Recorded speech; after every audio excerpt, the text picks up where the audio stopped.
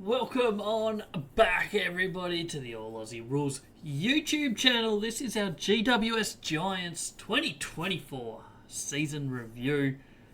It was a big season. It was a good season at times for the Giants. Ended up being a bit of a disappointing finish. But we'll jump into all of that in just a moment. First up, don't forget to like, comment and subscribe. Plenty of videos going live every day. We're going through every team's season review as they get knocked out. This is almost done. We've only got 4 left after this one.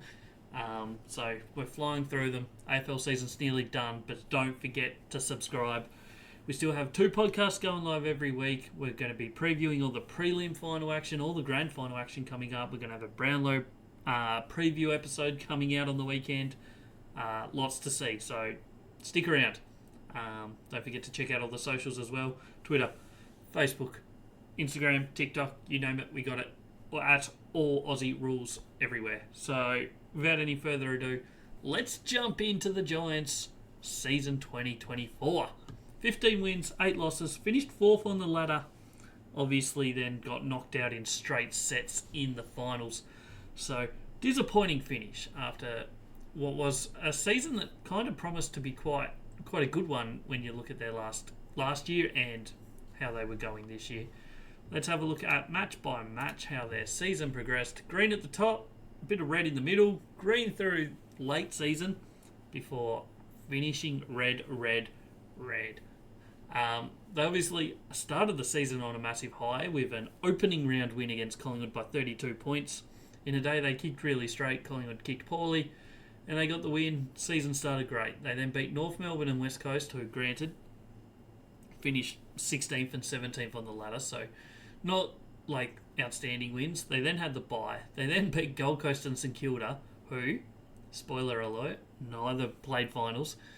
So they were 5-0, but not one of those 5 teams went on to play finals, Collingwood being the best of the lot, finishing 9th.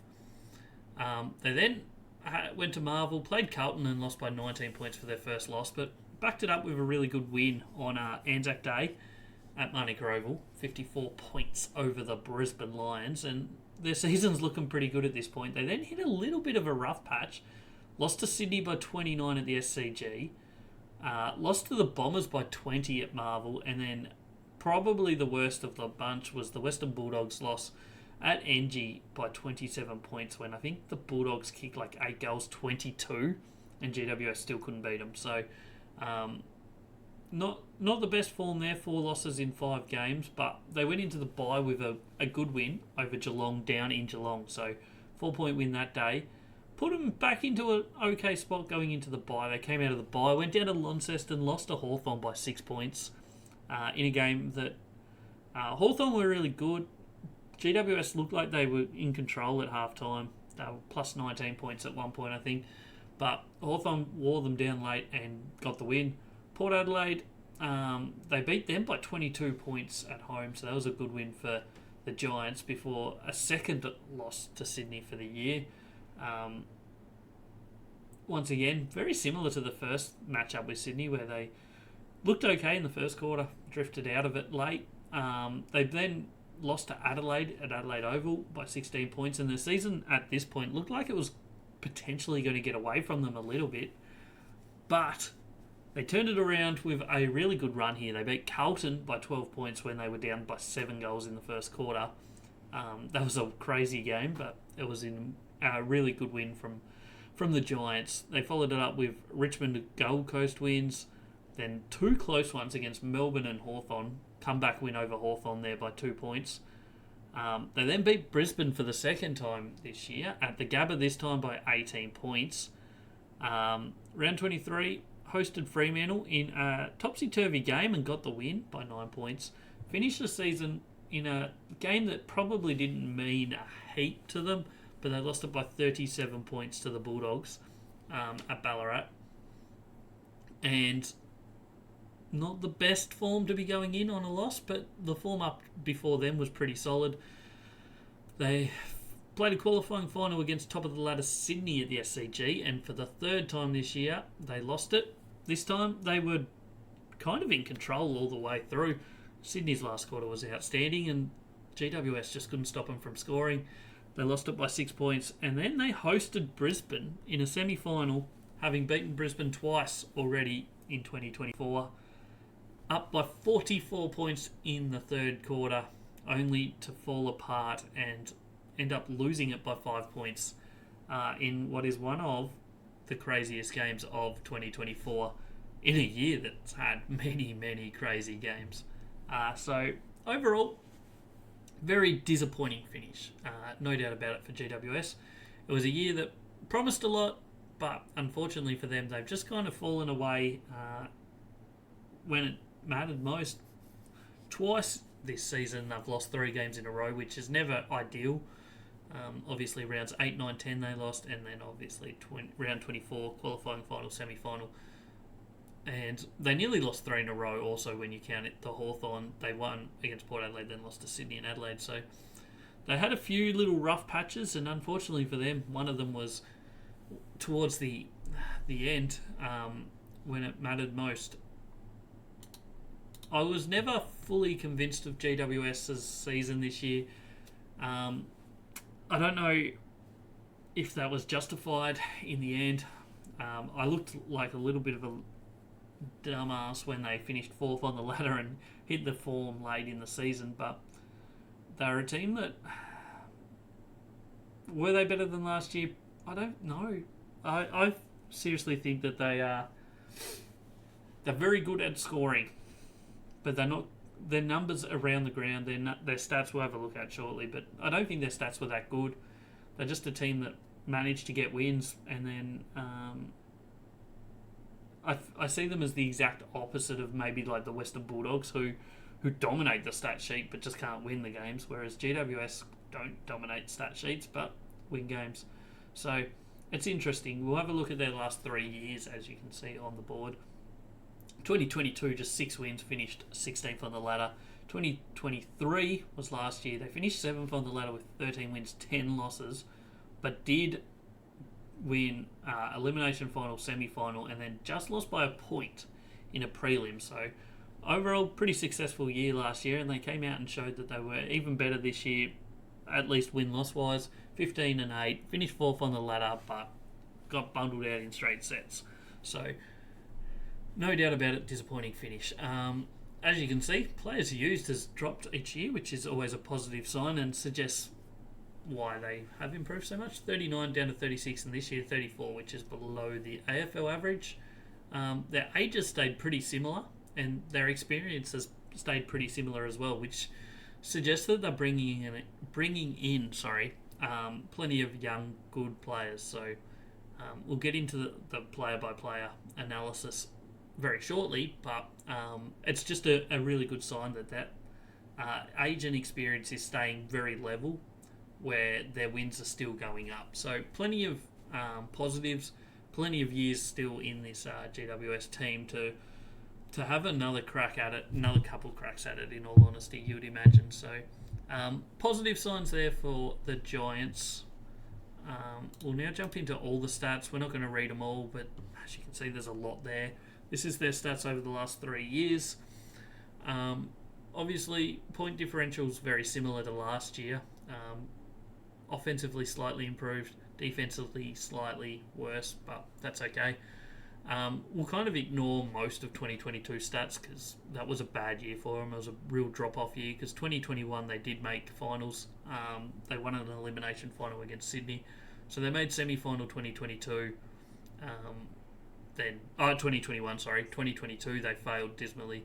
2023 they bounced back, made it to the prelim, and then obviously 2024 they got knocked out in a semi. So 3 out of 4 years they've made it to the top last 6 teams.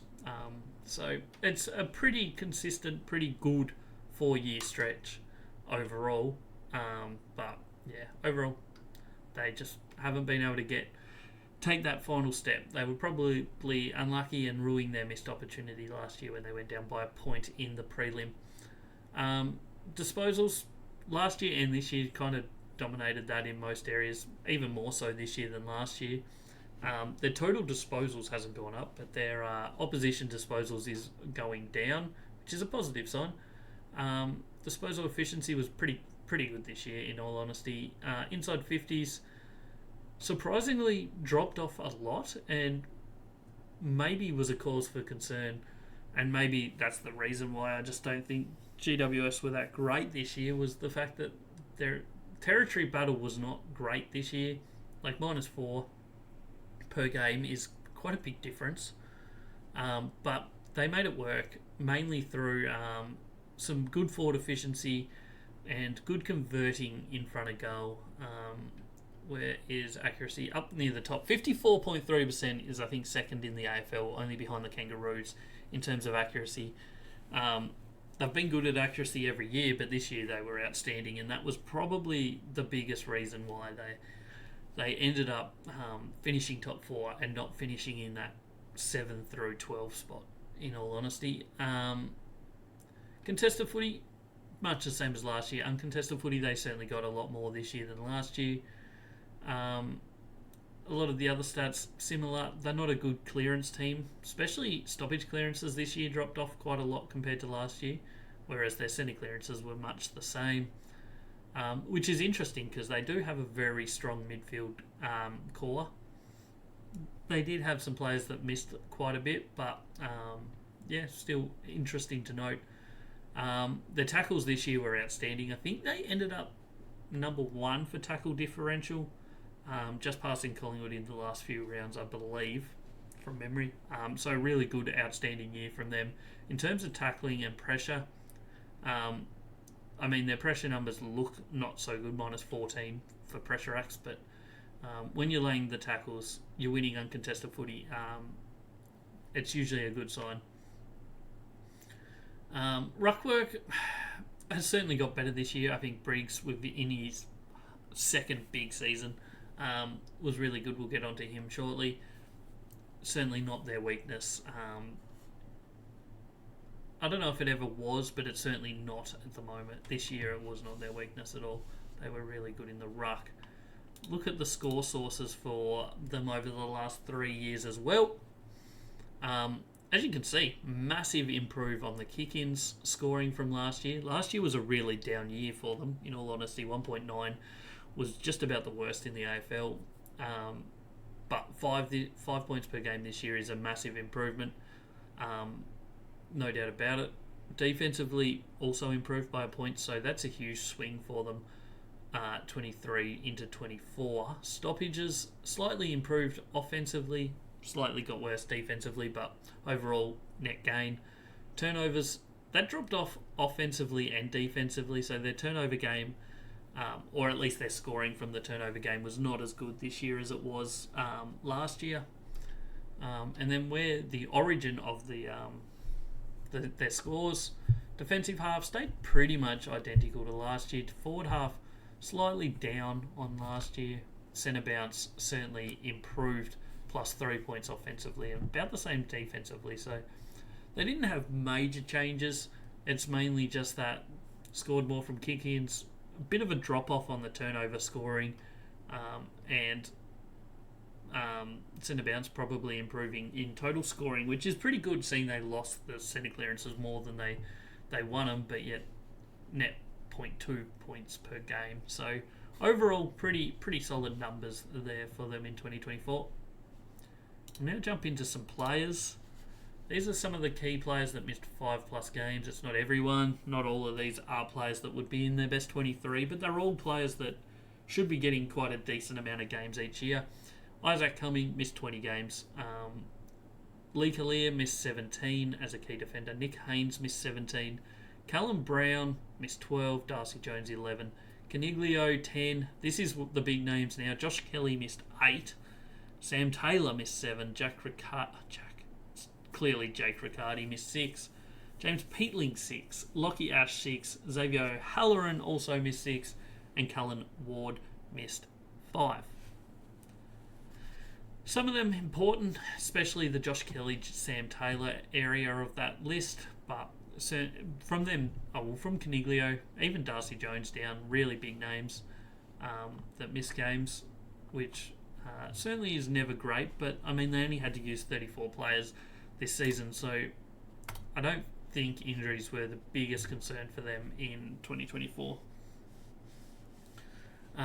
Highest rated players by position will start as at the key defender line. Jack Buckley, probably the underrated, unsung key defender for GWS, was really good last year, was just as good this year, had a really good year. Played 23 out of their 25 games, was good. Sam Taylor, I think, clearly dropped off. AFL rating says so. Like, he still was outstanding this year, no doubt about it. I don't think he was as good as last year. He had a couple injuries. I think he had a major concussion early season, like round 4 or so. And then he obviously had that horrific injury like mid-season as well, which missed him a few more games.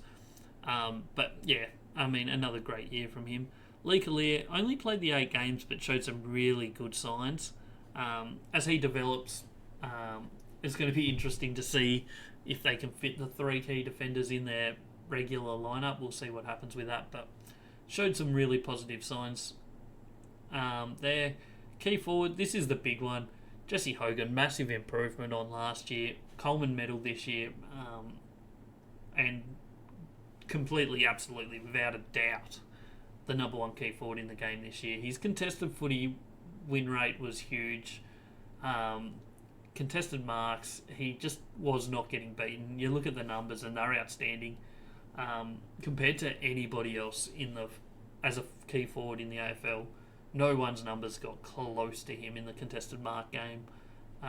And accuracy-wise as well, he just wasn't missing this season. So a really fantastic season from Jesse Hogan. Aaron Cadman, he showed development. Some of his games were really good. He was pretty quiet in a few though. But, I mean, I think this was his 2nd year, so he's still got plenty of development left in him and plenty of potential going forward. The medium-sized defenders, they obviously have quite a long list here. Connor Iden, I think, was outstanding this year. He was good last year. I think this year he was even better. Really positive signs for him in that back line as the running backman, but also really quite solid as a defender as well. Harry Himmelberg, another good year from him. He's a tall, medium-sized defender. He can play multiple roles, but his ball use is really good. Lachie Whitfield's surprisingly got a low AFL rating for the amount of uncontested football he won this year. I don't think he was always as damaging. Certainly mid-season he had a little bit of a lull where I think there was a lot of talk in AFL media that teams had worked him out, how to stop him and how to stop GWS. I don't know if it was that or if it was just a little bit of a form slump, but he still had a very solid season. Lockie Ash was good in his 19 games. Harry Perryman, not as good as he was last year. AFL rating says so. iTest also agrees with that, but still pretty solid. Jump into the medium-sized forwards for GWS. First up, Brent Daniels, really good season, just like last year.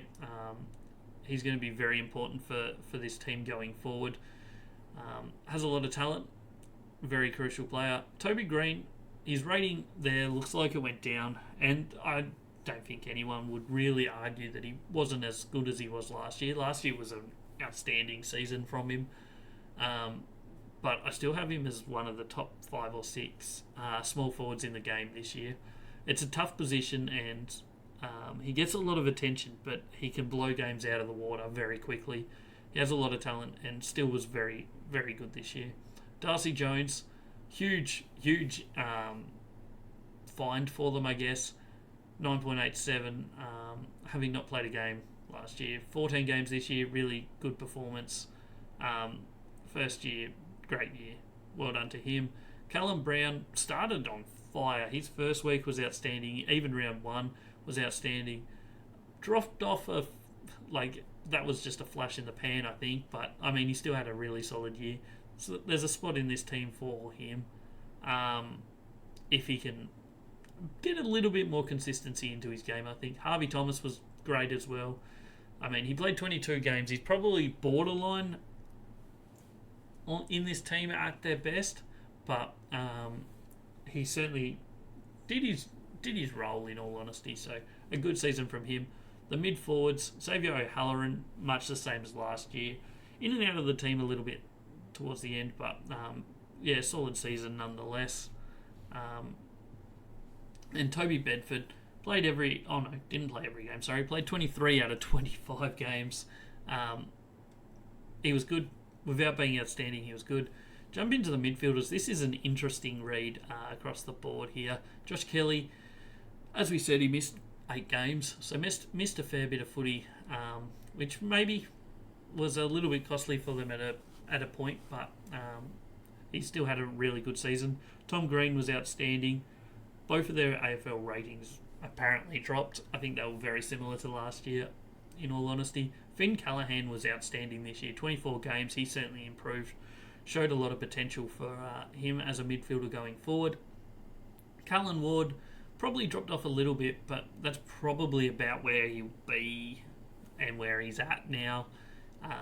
His days of dominating as a midfielder are probably gone. Caniglio missed a bit of football, only played the 15 games. Rating was definitely down on last year, which was costly for him. And the GWS midfield, in all honesty, probably hurt them a little bit. A couple young ones. Isaac Cumming only played the 6 games, but showed quite a lot in those 6. And James Peatling played 19. There's a little bit of chatter about him maybe leaving GWS. He'll be a good pickup if he does, for whoever gets him. He's shown a lot of potential. I think he's one of the better potential midfielders that maybe goes under the radar a little bit. I think he has a bright future. And in the ruck, Kieran Briggs, he played about half the season last year. This year he played the full season and was outstanding. His AFL rating went down. I think he's in the top 5 ruckman in the AFL based on this year, probably. It's pretty congested from like 2 through, or maybe 3 through 6 or 7. I think the top 2 this year were clearly Max Gawn and Kieran Briggs. You can probably put a tablecloth over the next 4. All really good, and he was one of them, no doubt about it. He's a big boy, and he certainly works you over as a ruckman, so he had a great season. We'll jump now into some players that have left / weren't there this year. First up, Phil Davis retired. He didn't play last year anyway, so no real loss on last year. Matt Flynn, really good rating last year as a ruckman for GWS. I think they worked out that Kieran Briggs was their number 1 ruckman going forward, so it's probably not the biggest loss for them. He was probably only going to be a role player this year, a bit of a backup ruckman. So moving to West Coast, his rating dropped. He didn't have an outstanding season. He wasn't even West Coast number 1 ruckman. So not great signs for him, and also not really a big loss for GWS. Daniel Lloyd, he retired last year. I think he was about 31 or so. Had a good year last year, so a little bit surprised that he did retire, but he was also gone from the team. So that's GWS 2024. What do we make of it? It's probably a failed season, in all honesty. They made prelim final last year, and they fell a step short of that this year after finishing in the top 4 in the home and away season. So I think it has to go down as not a pass mark, because when you go backwards, it's never a great sign, is it? I think they're a team that could bounce back. They have a lot of potential. They have a lot of good young players. Their age and experience is right at that cusp of taking it to the next step. So, in all honesty, they could bounce back. Their numbers, I think they've got stuff to work on. I think they've got a lot of stuff to work on. Mainly trying to control the ground a little bit better. For a team that dominates possession as much as they didn't dominate the field position too much. And it might come down to what Freo's coach said mid-season, where it was the players were getting a lot of the ball, but maybe they weren't being damaging enough. And maybe that's a story for GWS as well. Because when they go forward, they look really good. Jesse Hogan, dominant. You'd expect Toby Green probably bounces back next year and has an outstanding season. They've got some really good young smalls in there that rotate through the midfield a little bit, but also can go forward and snag you at 2 or 3 goal game. So they certainly have potential. I think they should make finals next year based on everything. Obviously, you need luck with injuries and stuff, but I'll have them safely in the 8. Probably 6 or 7 if I was to guess at the moment. But yeah, that's GWS 2024. Jump down in the comments and let me know where you see GWS finishing 2025. As I said, I'm 6 or 7 for them at the moment. It's going to be a big off season for them. They've got plenty of good young players, but we'll see how that goes in the future. Don't forget to like and subscribe as well. Check out all my socials. Check out the podcast. It goes live on YouTube and Spotify twice a week, Mondays and Fridays. Thanks for tuning in. Plenty more content. Check it all out. Catch us on the next ones.